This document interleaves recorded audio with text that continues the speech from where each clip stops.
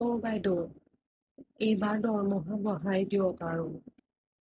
কিমান বছৰ কাম কৰিছো মই আপোনালোকৰ ইয়াতে, আৰু কিমান ধুনীয়াকে চাফ চিকুণ কৰি দিওঁ, চব কাম মোহাৰি মোহাৰি।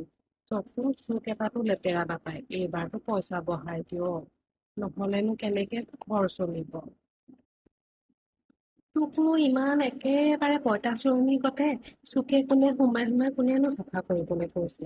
ময়ো তোক কোৱা নাছিলো, কৈছিলো জানো? মই তোক অকল কৈছিলো যে মোক ঘৰটো সাৰি দিব লাগে, মোহাৰি দিব লাগে, সেইকণহে। তইহে আকৌ সেই পঁইতাচোৰণিজনী গতে সোমাই সোমাই চুকে কোণে চাফ চিকুণ কৰিছ। নালাগে নহয়। আৰু সেইকাৰণেতো মই পইচা বহুৱাও নাই।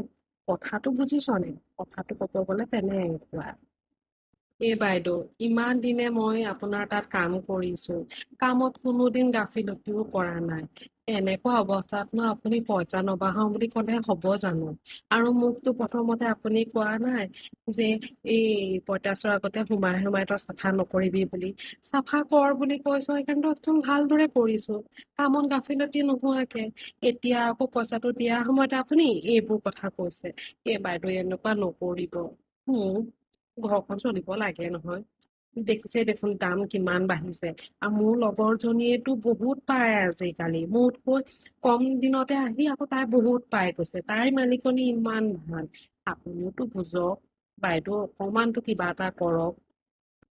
প্লিজ, তই আকৌ লোকৰ লগত কিয় তুলনা কৰিছ মোক? আমি জানো পৰিয়ালৰ মানুহ নহয়? একেই দেচোন, আৰু মই যেনে তয়োতো একেই। কেনেকে নকবি ন? অকনমান আৰু মিলাই মেলি কৰিবি আৰু কামবোৰ।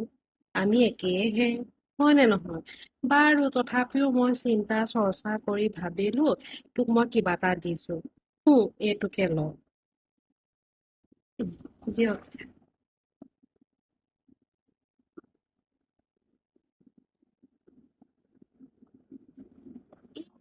বাইদেউ, মই 20 টকাৰ যোগ্য? মোক 5 টকা দিছে, দক্ষিণা দিছে মোক। মই আৰু কোনোদিন কামলৈ নাহো, নকৰো মই। বেলেগৰ ঘৰতে কাম কৰিম। 5 টকা দিছে। ফেমেলি ফেমেলি বুলি কৈ 5 টকা বঢ়াই দিছে। 5 টকাত কি কৰিব পাৰি?